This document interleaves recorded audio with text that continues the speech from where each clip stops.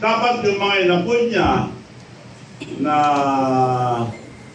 Independent Commission on Infrastructure, mabubuting tao po yun. Kilala ko po si Mayor Magalong, mabuting tao.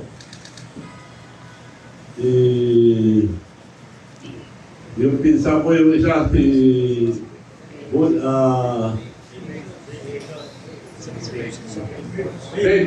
Ben Simpson, matinong po yun. Kaya nagigilos, at saka yung mga iba siguro matinong rin lahat. Para lang i-guide sila. Unahin niyo po ang Ilocos Norte muna. Huwag na tayo lumayo. Dahil yung as far as flood control is concerned, at buong Pilipinas, sino naka-corner? Yung mga Niskaya. Sila ang contractor nila eh. Imbestigahan na lang muna yun. Nandun na natapakuhan. So kung antayin natin ang Senado, mag-ano pa yan eh. Tatagal pa. Diretso na lang ito. At ang suggestion ko lang, huwag na natin pahirapan ang taong bayan. Yung rally, baka may manggulo pa.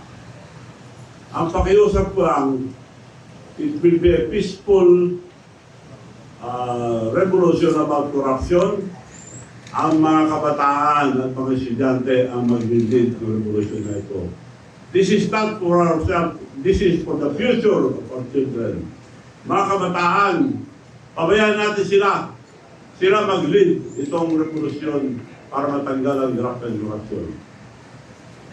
Ang suggestion ko lang, ewan ko kung papayag sila, huwag na tayo magpunta sa kalye, baka guluhin pa nila.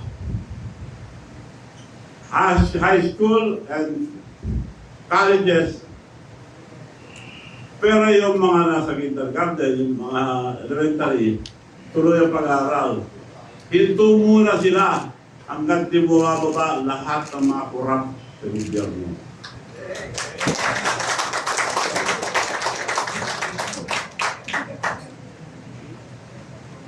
Ngayon, kung ayaw din na pag-resign, sila nagpapahirap sa mga estudyante.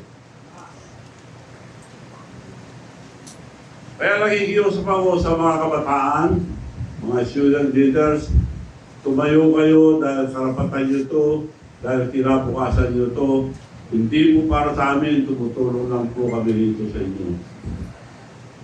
Ang mga opisyal naman, mga military and police, generals, mga officials, pabayaan niyo po yung mga anak nyo sumama sa protesta ng korupsyon.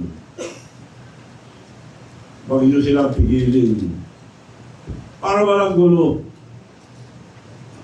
So yun po ang aking suggestion sa mga kabataan. Huwag na lang sila pumasok muna, pagpakasyon muna sila. Kung hindi alis, ano'y natin yung paalala ko lang, education is very important. Pero anong kinabukasan nila? 17 trillion ng utang ang Pilipinas, uutang pa sila. Saan na pupunta? Sa korupsyon. So, yun lang po, pakiusap ko. Pabayaan natin ang mga kabataan, mga student leaders, sila mag-lead itong revolusyon ng korupsyon. Bang suggestion ko lang, pwede rin kayo pupunta sa marami, pero baka may manggulo, baka mapahama kayo. Ang suggestion ko, walang gulo. Huwag na lang kayo pumasok. But, tumayo kayo, karapatan nyo, pag-protesta. Dahil sa ang gobyerno natin, wala nang mangyayari. Dahil walang isang salita ang presidente. Walang isang salita yan. Ba't tayo maniniwala? Siya nagsabi, nakakaya kayo. Dapat nakakaya tayo eh. Kasama yung sila Diskaya, sila ang contractor niya eh.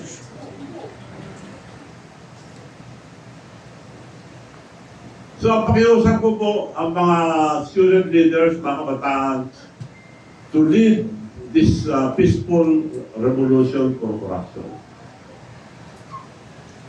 Dahil ano ninyo ang wala na tayong pag-asa sa buhay.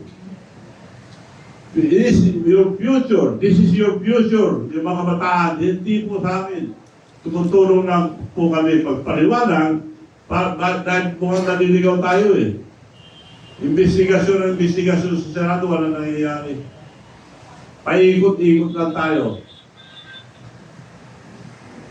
So yun lang po. Maraming salamat. I would like to entertain any question.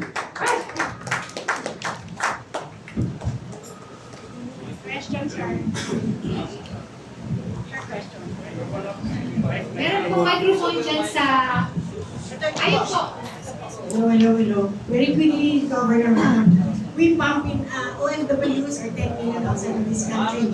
And then, they pump in 33 billion US dollars in this country. Nagagalit na sila at talagang gusto na nilang magwala din. Kasi they work their butt out to provide for their families.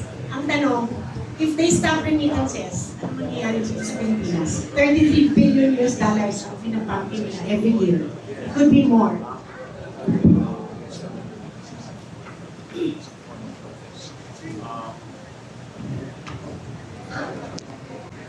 Pwede rin yun, pero hindi na dapat yun para di mahirapan yung mga kamag-anak nila rito.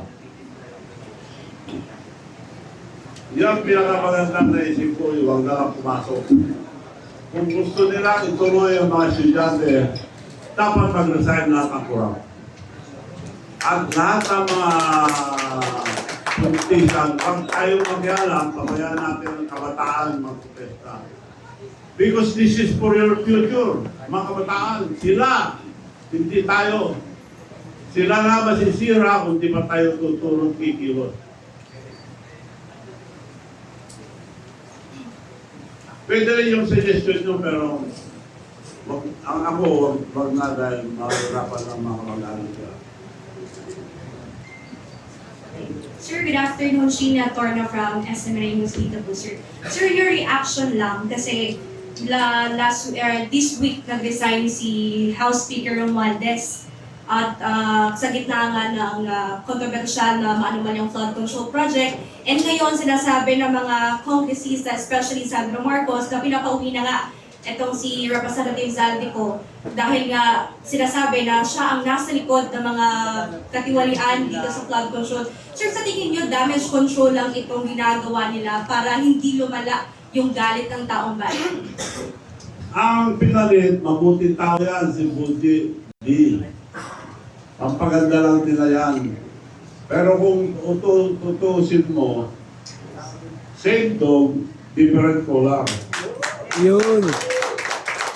Ano siya, susunod din sa kanya dyan. 10 beses nung palitan ng speaker, gano'n pa rin.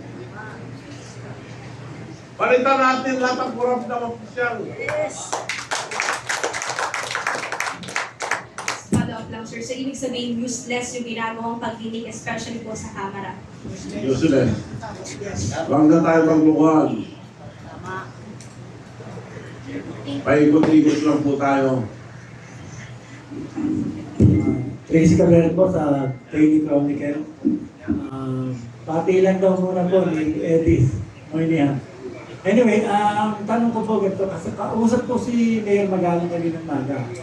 And his comment was like, sa House at saka sa Senado, you can divide the members. Yung isa, pro Duterte, yung kabila, pro Marcos.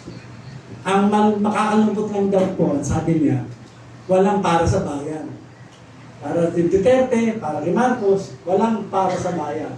Ano reaction mo sa comment ni Mayor Magalang? Mali siya rin.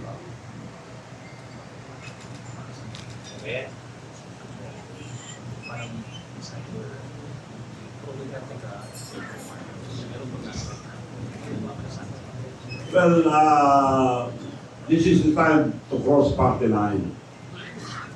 Sama-sama muna tayo lahat, tanggalin muna natin mga korap. Kasi yung mga ibang na pagkakita dyan, yung mission nyo. So, pabayaan natin ang mga kabataan muna. That's true. Divided dyan dahil may kanya-kanya grupo.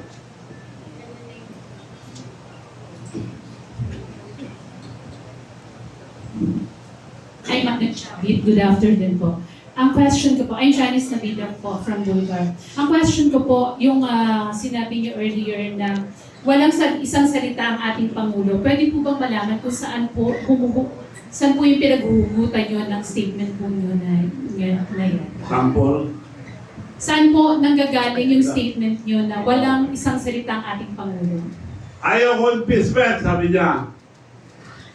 Pumirma yung anak niya una ng impeachment. Batalian niyo yung impeachment. Okay. Presidente siya, dapat sinusunod ang mga congressman. Puro tao nila eh. Majority. Ganun ba isang salita? Nakakaya kayo. Eh sila rin may diferensya sa probinsya niya eh. Sinong kausap yung mga contractor doon? Sino mga official doon? Ang mayor dati doon, si Mayor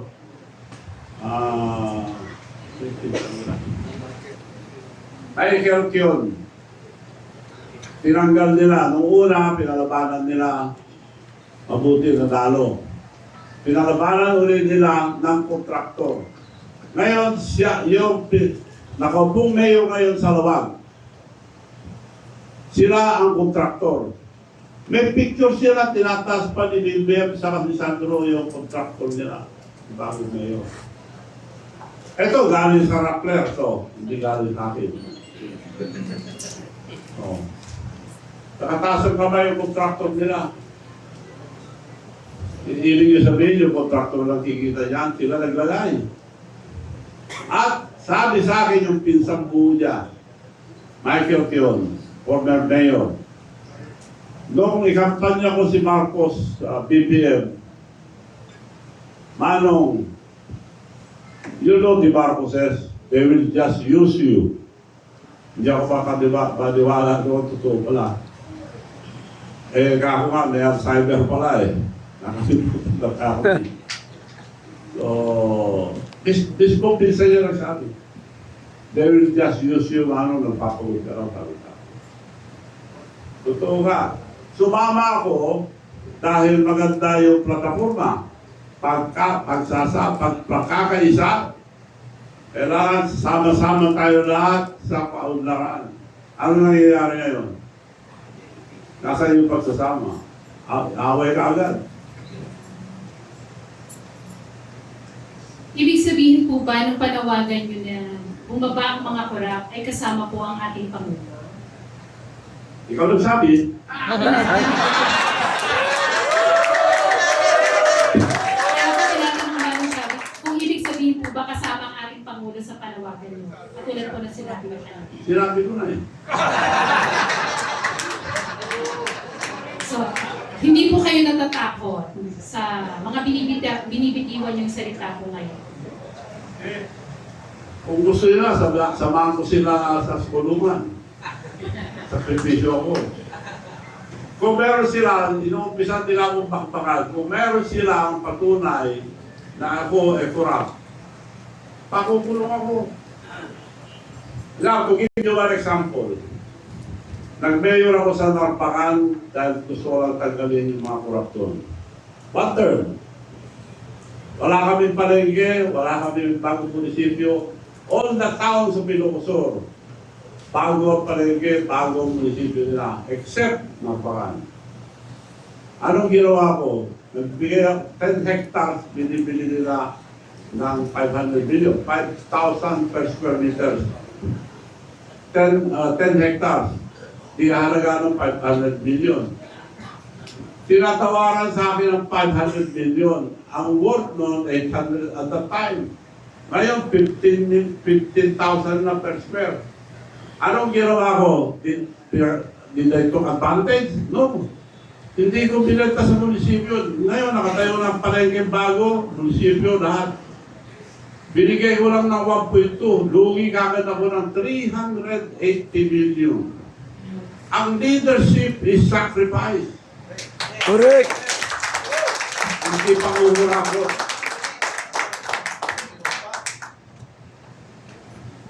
Okay po. Yung next question ko po, bakit po naisip nyo ng kabataan ng gusto nyong magsimula ng peaceful rally? Dahil future ang mga kabataan ang iniisip ko. Kailangan tulungan natin ang kabataan. This is the future of our children. Saan sila pupunta kung puro 17 trillion ang utang natin? Umuutang pa tayo, nawawala naman lahat ng mga kurap. Kaya kailangan sila mag-lead para walang masabi ang tao na politician yan, maraming mga bintangan, inggitan. Mga kabataan mag-lead, suportahan natin sila. Student leaders, tumayo po kayo. Dahil kinabukasan nyo ito, hindi namin ginagawasan. So may nihahanda na po ba kayong hakbang para kayo pong magpasimula? Suggestion ko lang yun kung gusto nila. Yun lang, tapos peaceful. Ngayon, yung mga ibang leaders, sinasama sila sa protesta. Baka mangyari pa kagaya sa Nepal. Magulo masyado. Ayaw ko yung mapapamag sa yung mga estudyante. So yun ang... Kaya nga mga peaceful revolution against corruption. So sa tingin niyo po, paano natin masisiguro na hindi sila magagamit ng any sector para sa pansarili nilang agenda? Kaya nga nakikiusap ko rito, kasabi natin na pabayaan natin ang mga kabataan ngayon ang kumilos.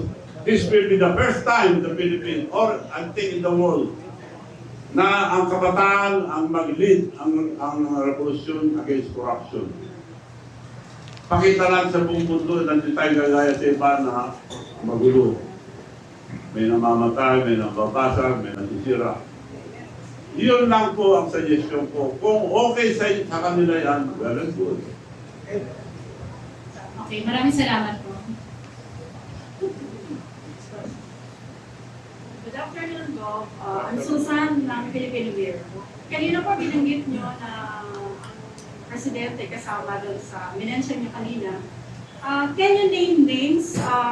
Mga contractor lang ba ang sinasabi nyo na corrupt? Or meron pa pong mga iba kayong gustong tukuyin? Can you name names? Marami po kontraktor, pero kinuha ko lang sarap na ito. At maraming listahan, minention ko lang yung Ilocos Norte dahil Tigarol po ang presidente natin. Yung bagong mayor ng Lawag City ngayon ang the biggest contractor aside from the Vizcaya. Magandang hapon po sa lahat at lalo na po sa inyo, Governor Chavit Singson. Maraming salamat po at kayo ay nakikita namin na nakikisa sa sentimento ng mga mamayang Pilipino. At tungkol lang po dun sa sinasabing pagsisinungaling, dagdagan ko lang po. Naliwanag po ang pagsisinungaling ng ating Pangulo dahil dun sa binanggit niya po na 5,500 na flood control project na natapos na at marami pang kasunod. Subalit ang Panginoon po ang nagpahayag na talagang wala pong natapos. Yun po ay isang kasinungalingan po na hindi niya na-verify. Kaya tama po ang sinabi niyo na napakasinungaling po talaga. At tungkol naman doon sa sinasabi na kung kasama ba ang Pangulo sa korupsyon, kita-kita naman po. Dahil unang-una, ang lahat ng nagaganap na ito, imposibleng walang kinalaman ang ating head of the state.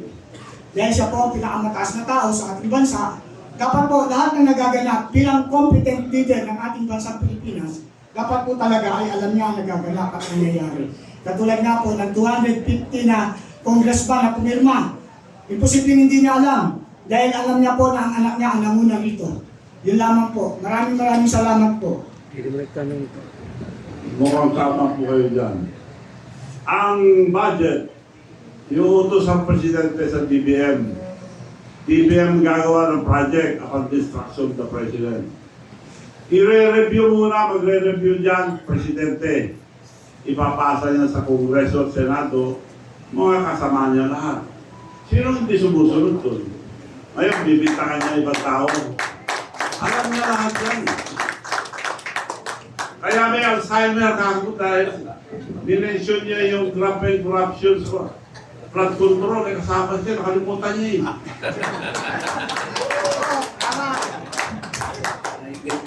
Good afternoon, Congressman Manala from the Daily Chronicle. May nakausap na po ba kayong mga student leaders or student organizations to spearhead this youth-led movement? Wala pa, nababasa ko lang, nababalitan ko lang na kumikilo sa mga estudyante. Narinig ko lang nagsalita sila. Dapat sila ang mag-lead nito, hindi tayo. And how do you envision this youth-led movement kung sakasakaling may tumugon sa panawagan ninyo na pamunahan ng kabataan, ang revolusyon sa pamamagitan ng huwag pagdalo sa mga eskwelahan? Paano niyo po ito nakikitang ma-execute ng mga kabataan? Well, future nila ito eh. So are you calling for boycott Yun ang of... future nila. So sila bahala kung ayaw nila, sila maapektuhan. So are you calling for Kung total boycott? kung hindi itong korupsyon, sila epektado, wala silang kinabukasan. Kaya dapat sila ang bumiros mismo para hindi mapahiran ng mga politika. So yung pong boycott ng mga estudyante sa eskwelahan, pagdalo sa eskwelahan nila, sa paaralan should be continuous habang hindi bumaba yung mga corrupt sa pamahalaan. Suggestion ko lang yun para peaceful. Walang gastos pa. Lalaban tayo sa demonstrasyon. Dami nilang pera. Lalaban sa demonstrasyon. Magbabayad sila ng mga kalaban. Bumurahin pa tayo yung mga attack dog. Marami silang attack dog. Yung mga trolls. Anong laban natin dyan? Ako nga, bago magsalita, may mga nag-attack. Attack dog ang tawag ko dyan. Pinabayaran sila para sila. And one final clarification dahil sinama niyo sa panawagan na pagbaba sa pwesto si Pangulong Marcos na kasama sa mga involved sa flood control projects na yan. So nananggulutan po ba na sinasabi niyo rin na si Pangulong Marcos ay involved sa korupsyon? Ay ka. Tayo na lang ata, hindi nakakaalam ah. Tayo na lang. Tayo na lang. Sinabi mo eh. Tama si Manong. May photo ng bag ko ah. Ito na rin. Pwede ko ka rin. Tinanong na kanina yan. Isim na! Sir, magandang hapon. Lagi din ako ng JMDCW. Bakit po natin kailangan na isaktalan yung edukasyon ng mga kabataan para sa paglaban sa korupsyon? Kung ano bang assurance natin na pag hindi sila pumasok sa kanilang mga eskwela ay mawawala yung korupsyon? Hindi yun ang sinabi ko. Pag sila pumasok, hanggang di mo ang babae yung mga opisyal natin na kurap. Kung maawa sila sa mga estudyante, mga kabataan, dahil pinaglalaban nila ang karapatan nila, kasalanan nila. Correct. Para di mahirapan ng mga kabataan, ng mga estudyante, umalis na sila dyan. Sa soon as possible time, asak. Habang nakupo sila, nahirapan ng mga kabataan, So, sa tagal po ninyo sa politika, sir, may nakita na ba tayo na bumaba sa pwesto dahil sangkot siya sa korupsyon, sir? Ngayon pa lang. Dito sa Pilipinas, wala pa. Sa ibang bansa, nagpapakamatay pa. Dito po sa Pilipinas, sir, paano yun? May delikadesa sila. Paano natin masisiguran na bababa sila sa pwesto at makakapagpatuloy sila sa pag-asa? Bumaba na lang sila, pag sila magpakamatay, wala namang nagpapakamatay dito sa Pilipinas.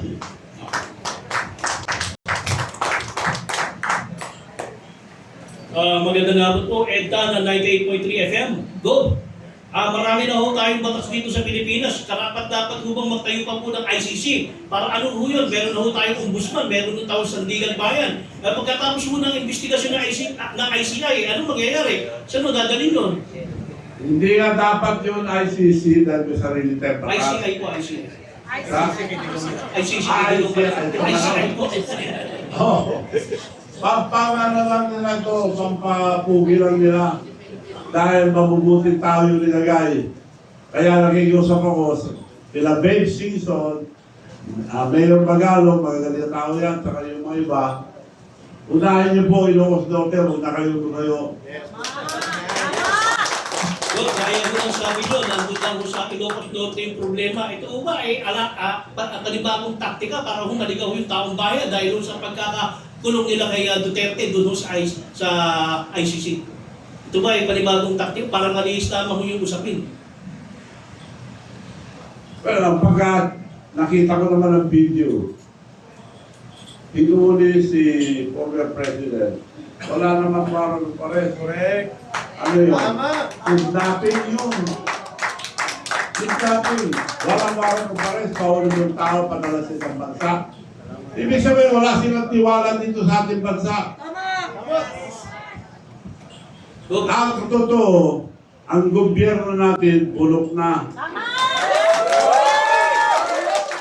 Ipagpalagay mo na ang gobyerno natin isang sasakyan. Maski pa-overhaul mo yan, palitan mo lang ang pyesa, hindi pa rin naandar. Kailangan bago. We have good laws, but the implementation is bad. Pagpalagay mo na lang, pagpahal ka ng kaso ngayon. Abuti ka na siyam-siyam, may parking fee. Pagpahal ka ng parking fee, matutulog na kaso mo. Ang nakukulong, yung mga tao na walang pera. Yung mga may pera, walang nakukulong. Unless natututukan ng media, doon lang nakukulong. Ikaw, bago ho'y nagugulimihanan. Lahat mo nang tinuturo itong si Congressman Romualdez at ito pong si Congressman ko. Bakit hindi pa ho nila dinadalaw sa investigasyon nito? Go. Yun. Bakit tinatago pa ho nila, Go? Ganda na tanong. Pinsan ng presidente yan. Nadali ko. Nadali. Nadali daw. Ang alam ko, si Sandy ko, lumipat na. Nauna na. Hindi mo na makita yun. Salamat po. Wala na akong boses. May boses ko magtatanong ako. Hi Sir, Dayan Dayer po from Radyo Pilipinas. Sir, sa isang interview, sinabi niyo na kayo ay umaadvance na ng suporta sa Pangulo at isa po ba sa dahilan ay dahil hindi nabigyan ng pwesto o posisyon bilang director sa PCSO ang anak ninyo?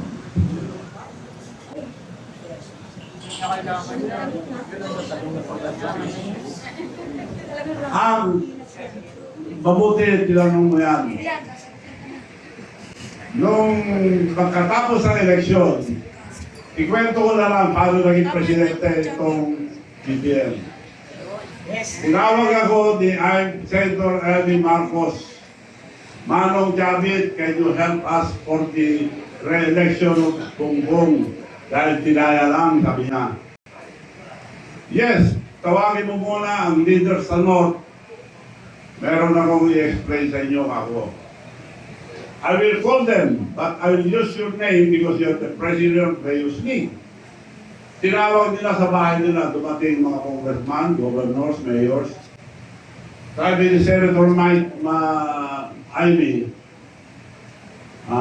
thank you for coming. So we can start the early campaign of Bongbong for Vice President. Dahil denial siya, sabi niya. But Manong sabi ito sa plan, Manong, can you please tell us your plan? Okay ako. Alam natin lahat, napakalakas ni Sara ngayon, walang kalaban. Na gusto mo Vice President, mag-campaign na tayo maaga. Pag-file ka ng Vice President, marami kang mga kalaban yan. Kung si Sara, kung sa Presidente, wala ka rin laban at the time. So, ang suggestion ko, mag-file muna tayo for President para pag nag-file si Sara, use write down for Vice President, protected ka na, and I deliver it to talk to Mayor Inday Sara na ikaw ang Vice President, protected ka na. Palakpakan na sila. Thank you, Manong, sabi yung BBM. Okay, COVID pa, bawal pa lumabas. Nakahingi ako ng permit. Meeting, kunti lang ang pwede. Hindi pwede malaking meeting. Ang ginawa ko, being the president of the Mayor's League, regional. Kaya humingi ako muna ang pamanhin at patawad sa mga mayors na kinausap ko na nakumbinsi. Dahil parang napudol tayo. Ano ko sabi ni BBM? Manong, ang swerte ko, ikaw ang presidente ng Mayor's League. Nung tumakbo ko noon, malaman na ako sa mayor. Ngayon, puro mayor sa minimit natin. Region by region, region by region, region by region. Pinasyalan namin lahat ng region. Wala siyang gastos.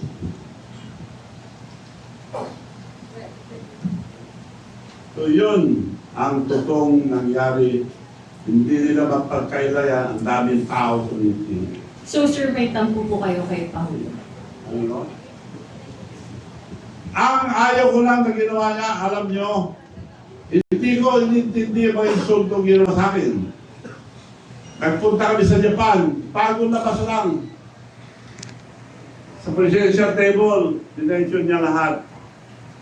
Si Sandro, Dad, Manong Chavez is here. Ginawa niya, oh. Sumilip pa Ang nga. mga overseas workers, bastos naman ang presidente yan, sabi nila. Oh, nagtampo ba ako? Hindi. Ayun sinasabi mo na pinapasok ko sa PCSO, director lang. Dahil chairman ng PCSO yung kapatid ko noon. Anak niya yun, director lang. Oo, ang dami naman yan eh. Sabi naman ni Special Assistant to the President, nagtamayo, sigurado na yan, Manong. Sinabi ng Presidente, sigurado na yan. Isa-isa may na-appoint na director, winiyak yung bata. Sigurado na yan, pag nakita, sigurado. Tapos, di na sumasagot, yung sekretary niya. Nagkita kami, yung sekretary niya, tiyapan na yung mata. Wala naman tinupad. Nagalit ba ako? Hindi. Director lang. Ang laking naitulong ko sa kanya, hindi siya presidente, kundi dahil sa akin. Bakit ako galit? Bakit ako naiinis sa kanya ngayon? Nung pinalis natin ang mga bases dito sa Pilipinas, it was approved by the Senate. Pagpunta niya sa States, pinabalik niya lahat, dinagdagan pa. At para tayong dinadala sa kumunoy. Alam niya na magkakagera ang China and Taiwan. Sabi ng China, we never invaded any country but Taiwan, we have to get it because it's ours. Binigyan sila ng 5 years. Ang Amerika, 1, laban tayo. Pag kayo bumayag, laban tayo. Pagkagaling ang presidente natin doon, binigay kagad ilang beses. Ang dami. Kung matuloy yung away nila, sinong bubugin? Tayo. Ngayon, diniinis pa niya ang China. Anong laban natin sa China? China is our neighbor. China is our friend. China is helping us a lot. Mabuti nga, tubig lang kinakanon nila eh. May karapatan din sila doon dahil ang dami nag-reclaim, hindi lang tayo. Vietnam at ibang country. It should be diplomatic. Kausapin niya lang. Sosyo na lang tayo dyan. She should stay neutral. As a leader, she should stay neutral. Bakit kumampi agad? Di pinapahamak tayo. Kagahabol pa. Mali yun. Sir, last na on my part, kayo po ba ay makikilahok o magbibigay ng suporta sa rally sa September 21?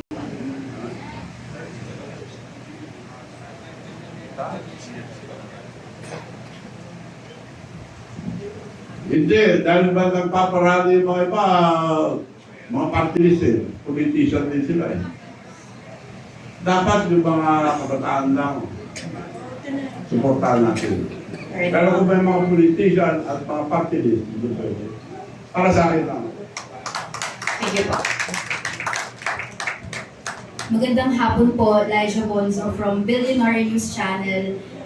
So sa kasalukuyan po ay pinamumunuan niyo po yung Luis Chavez Singson o LCS Group of Companies na sa kasalukuyan po ay may 12 kumpanya. At ngayon po, ayon po sa mga pagsusuri, napag-alaman din po namin na konektado po ito sa isang construction firm na Satrap Construction Corporation na parang binaliktad lang po na partas ng ibig sabihin daw po ay provincial governor. Yes. For context din po, base po sa datos po ng DPWH, no, nakakubra po ito ng 62 public works sa Ilocos Sur mula 2016 to 2025 na nagkakahalaga ng 2.7 billion pesos. Yes. So, for clarification lang po sir, ano po ang connection ng Singson family sa Satrap Construction? Mabuti tinanong nyo. 10 years daw. Nakasungkit daw ako ng 2 billion. 10 years. Eh, wala pa isang taon, billion na. 10 years. So, ibig sabihin, maraming project yan. Yung totoo man yan. Inamin ko, sa amin yan. Tatay ko, engineer, contractor. Bata pa ako, sumasama na ako, timekeeper. Dugo at pawis ang ginamit namin yan. Negosyo ng pamilya ko yan. Pero pa-inspect nyo lahat ng project ng Satrap. Pag meron katiwalian, pakukulong ako.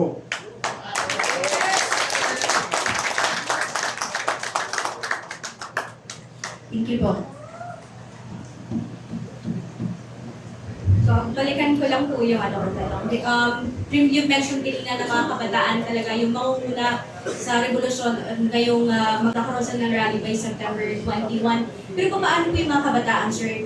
We know naman po na marami na ngayon yung infiltrated po ng mga leftist organization. Kumbaga nagrarally sila, hindi naman about corruption, kundi about Dutertes. So paano ito, sir? Nahaluan ba yung layunin natin ng hustisya? Mababago ba ito under Marcos government po? Hindi, magano muna sila bawat eskwelahan. Bawat eskwelahan magprotesta.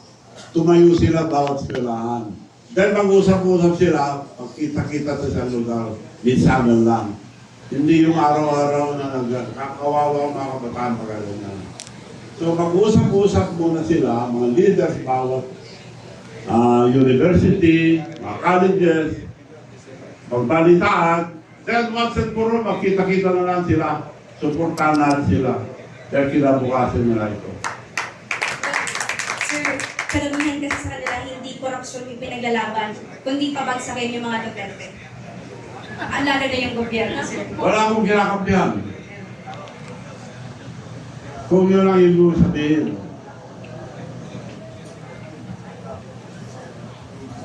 Magandang hapon po, Governor.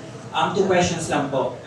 Noong 2022, kita naman ng buong bayan na isa kayo sa mga solid na Ilocano na talagang nag-push para tumakbo si Ferdinand Bongbong Marcos. Ngayon sa nangyayari ngayon, ano po ang masasabi ninyo at maipapayo niyo sa Pangulo sa nangyayari ngayon sa bansa natin? Pangalawa po, bilang isang Ilocano, ano po ang maipapayo ninyo sa mga nagsasabing solido pa rin daw po ang Ilocos para sa mga Marcos? Salamat. Ayan na. Kasi nungalingan yan. Ayan na. Wala nang solid north dahil nakikita. Ilang dekada na silang presidente. Ayun. Pare-pareho kami negosyo, tobacco producing provinces. Bakit ang Ilocos Sur, from the poorest to the fifth richest now in the country? Bakit Ilocos Norte nasa ilalim pa rin? Kami tinutulungan namin ng mga partners namin, libre na equipment.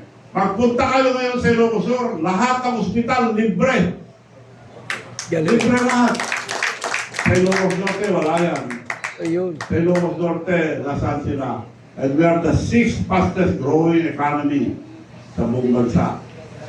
So naglilingkod kami. Yung balat nila na dynasty, on record, tumakbo yung kapatid ko, kinuntra mo ayaw kong dynasty. Ako ang co-author ng anti-dynasty, dapat may batas. Tumakbo ang congresswoman, kinuntra ko, pumunta yung mga tao sa bahay, talaga ba hindi namin buboto ang kapatid nyo? Huwag nyo iboto, dahil kung iboto nyo, wala nang maniniwala sa akin. The most important, credibility. Kung anong pangako mo sa tao, yun ang gawin mo. So, ulit, yung kapatid ko, isang babae, tumakbong mayo, kinuntra ko rin. Ayaw ko. Pero lahat ng pinaupo kong congressman mayor, lumaban, kalaban ko. So, anong gagawin ko? Pinayagan ko na yung mga kapatid ko, kailangan ko matiro. Ngayon, kami ng pinakalimang mayaman sa buong bansa. Yun.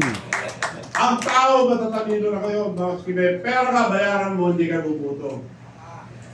Kung dynasty ka man, madali kang matumba kung korap ka at hindi mo alam-alagaan ang iyong kababayan.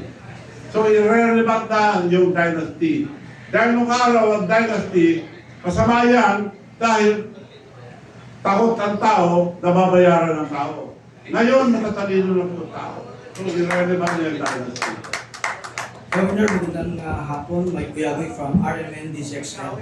Gov, gusto ko lang mabalikan kung ano ang parang nagtulak sa inyo kung bakit nagsasalita ho kayo ng mga ganito, particular na sa Pangulong Ferdinand Marcos Jr. Ano yung nagtulak po sa inyo? Balik naman to. Ang bobo na. Yun nga, paghamon-hamon niya sa China, dapat diplomatic. Anong laban natin sa China? Ipapahamak lang tayo. Pasalamat na nga tayo. Tubig lang ang kirakan nyo sa mga barko natin na mga nagpupunta ron.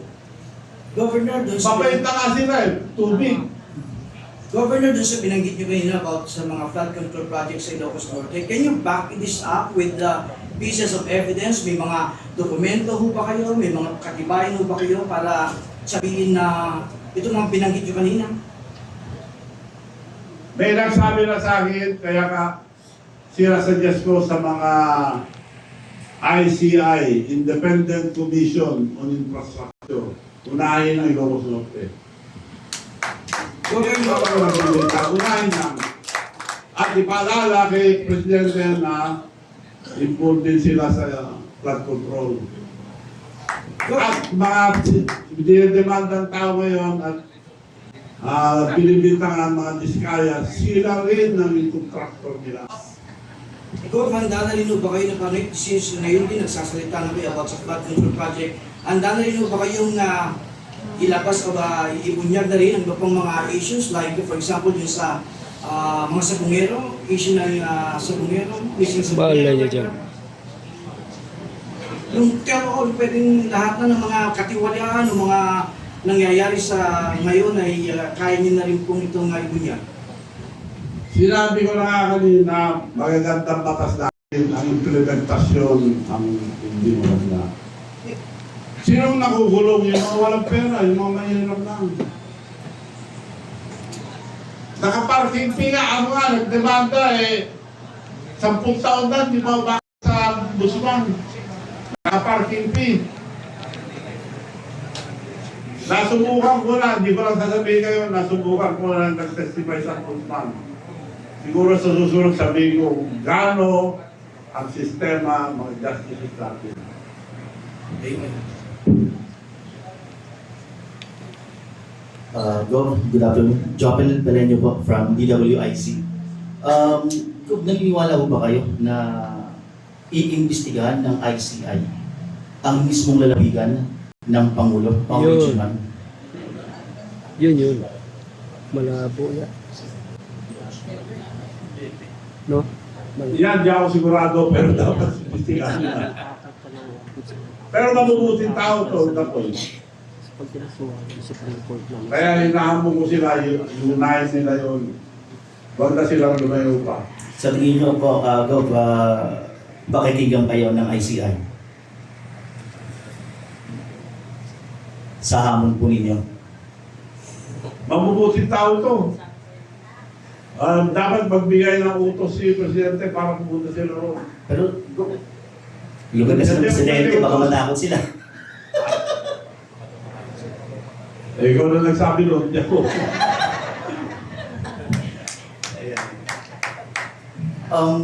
Ano po yung mas paniniwalaan natin na resulta? Kung sakasakaling magkaroon na ng recommendation ng Senate and ang ICI. Ano ang mas matimbang sa inyo? Ang Senate investigation o ang ICI?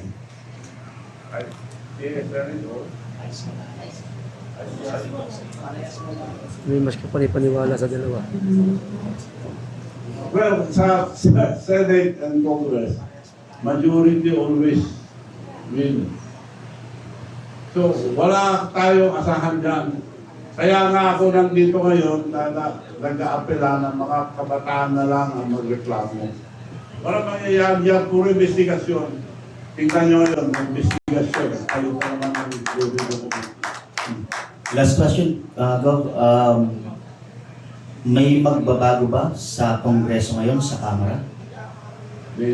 May magbabago po ba? Matitigil na po ba yung talamak na 100 billions of corruption sa flood control projects? Sa pamumuno ni Boji, Congressman Boji D. Hindi pa na-approve ang budget. Tanggalin nila lahat ang multo ron. Dahil karamihan nakalagay sa budget, ghost project, tapos na. Hindi nila tatanggalin yung multo ron, nandun pa rin. Okay. Thank you, Gov. Gov, Joseph po from Manila Politic. For clarifications lang po, we seem to be not satisfied with the change in leadership in the Congress and also with the ongoing Senate investigation. So first question is, bakit po hindi kayo satisfied? Second is, meron po ba kayong konkretong solusyon na magagawa para ma-address to? And third is, nung sinabi niyo po na dapat tanggalin yung mga corrupt, gusto po namin malaman from you, sino po yung tinutukoy yung corrupt? Thank you.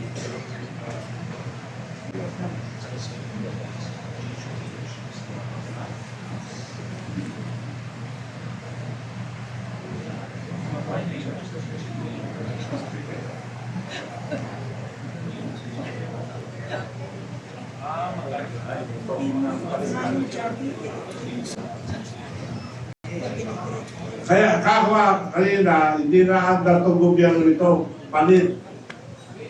Mananawagan ako sa mga military, religious organization, mga negosyante, sila magpo ang bagong gobyerno. Mga katitino muna, including religious organization, sa military and police, sila muna. Alis muna lahat ng politician.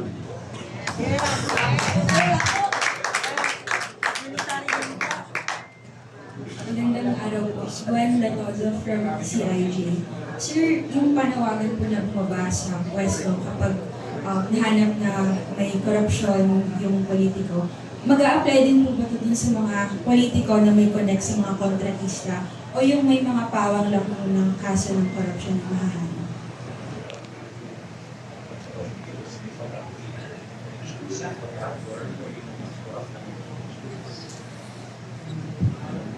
Kung may delikatesa sila, hindi sila mag-resign. Pero wala akong nakikita sa Pilipinas. So the only way to change our government, mag-usap-usap ang military, police, mga religious organization, mga kabataan, and mga technocrat natin maraming magagaling. Kaya nagkakaroon tayo ng brain drain di ba? Hindi pinapansin, mga kurap ang nailalagay, yung mga matutulong nasa ibang bansa na. Sir, magandang araw po ulit. Follow up lang po dun sa tanong ko kanina. So, nabanggit niyo naman po na handa po kayong ipa-check po yung mga projects niyo. No? Ngayon po, mayroon din po kaming response from COMELEC Chair Garcia po tungkol na po dito. Aware naman po tayo na bawal po maging contractor ang mga nakaupong government officials dahil daw po may conflict of interest. So sabi po ni Chair Garcia, pwede po ma-anti-graft and corrupt practices kasi pinagabawal nga po iyon, magkakaroon ng interest lalo pa at may maaaring mabangga na interes ng publiko sa pamahalaan. So, ready po kayo na harapin po yung mga inspection sa project, pero ano po ang response nyo patungkol po dito if ever man po na may umarangkadang ganitong issue?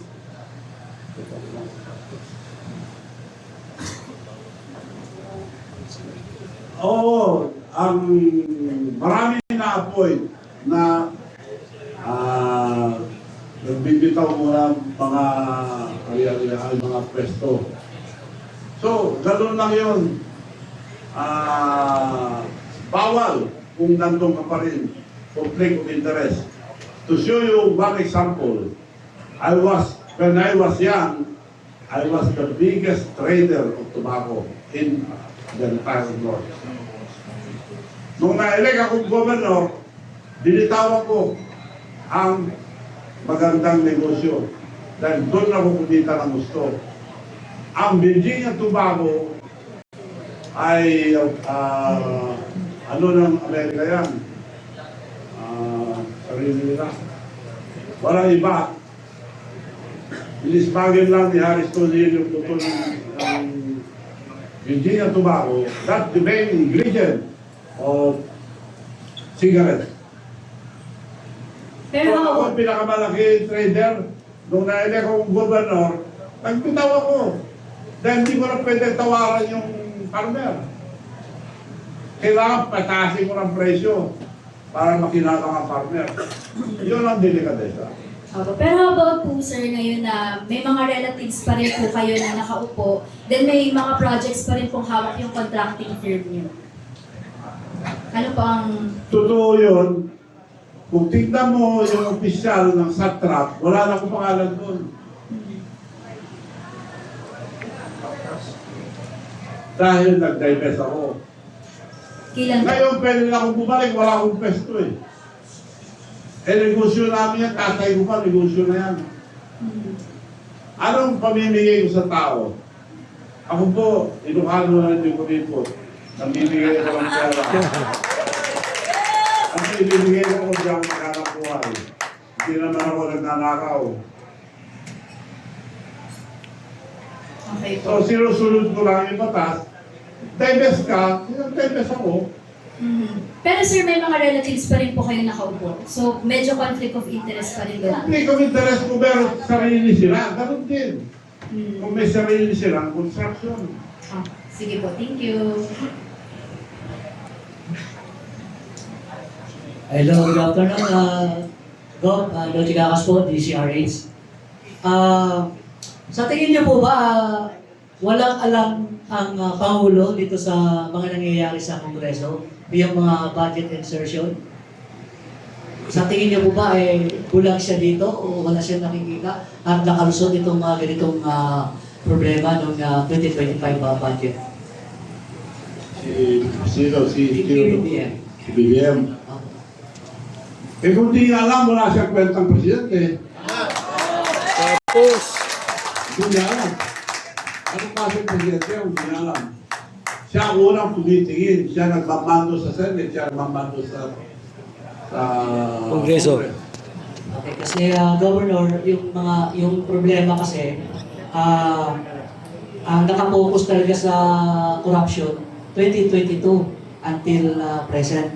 So parang gusto nilang i-connect sa past administration yung corruption. Ano po ang comment ko dito?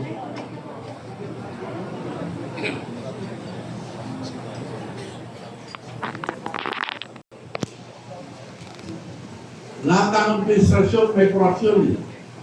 Bakit niya tinuloy? Bakit niya na tinuloy? Kung totoo yung sinasabi niya, binibitahan niya yung mga pag-administrasyon. Eh nung siya umupo, hininto na niya. Kung may delikadesa siya, oy, may diferensya to, pag nanakaw to, hintuan natin to. Dapat gano'n, ituloy-tuloy niya eh. 3 taon na, saka na niya papansinin. Anong kwentang presidente yan, hindi niya alam. Hindi dapat maging presidente, hindi niya alam nangyayari sa buong gobyerno. And last on my part, Gov,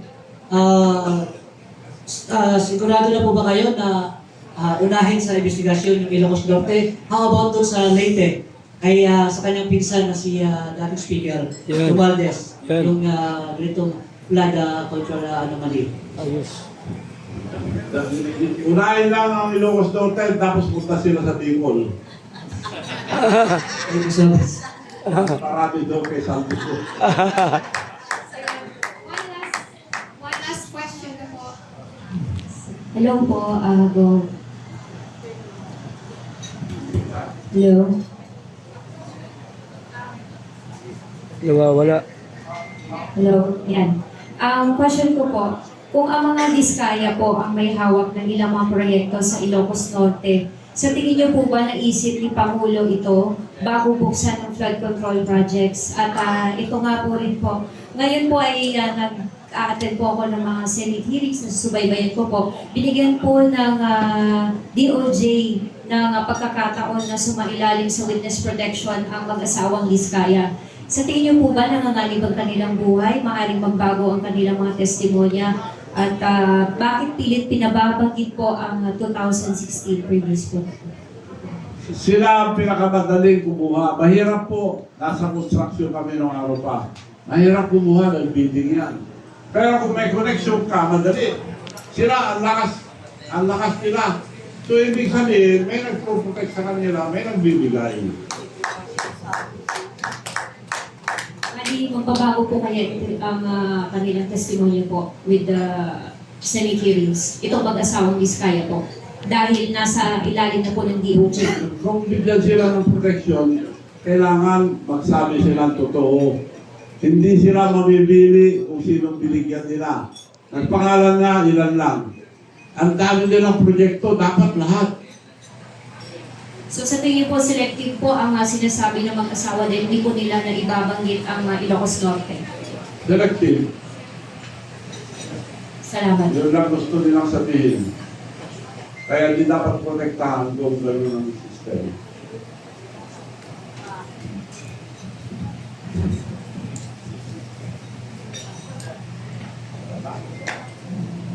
Okay na. Wala na. Oh, last question. Total, may susunod pa. May inaantay lang po mga ibang ebidensya. Ebidensya pa. Go. Kami naman tatlong go. Oh. Last question, go. Last one. Can we have the microphone? Go. Sira yung microphone. Malinawan, go. Magandang hapon po. Wala pa rin.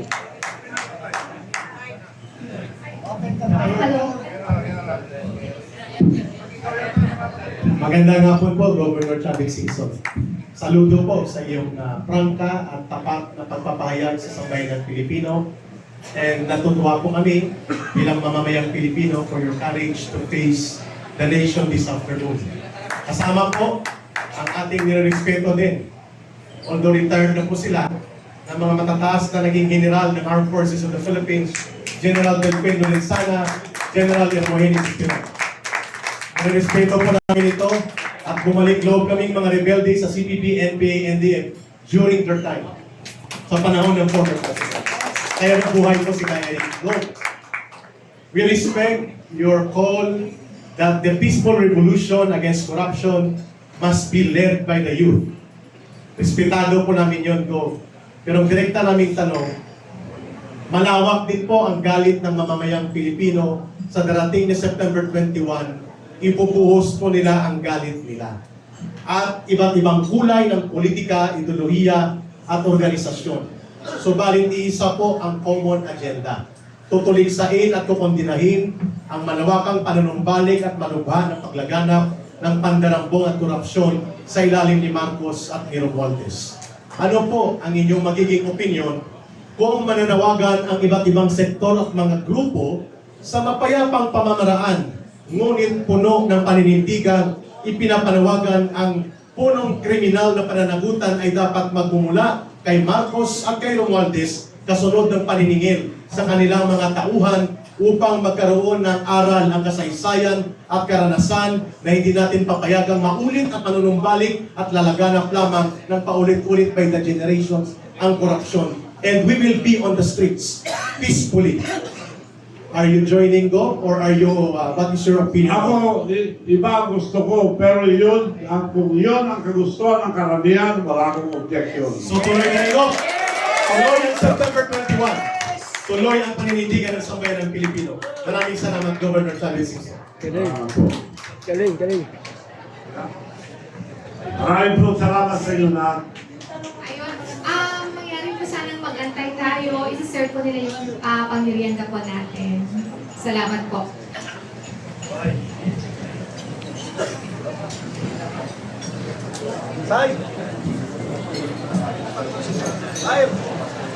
Ipakita ko lang sa inyo yung mga tao ngayon sa loob ng venue, press conference. So may nag-comment kasi may nailatag yung pagkakataon. Halos sa lahat ng maganda over.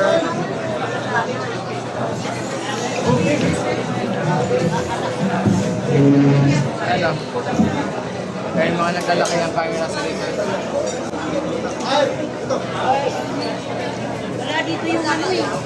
With due respect kay Governor Singson, Marcos Romualdez resign! Taong bayan ng mananugot sa inyo! Marcos Romualdez resign!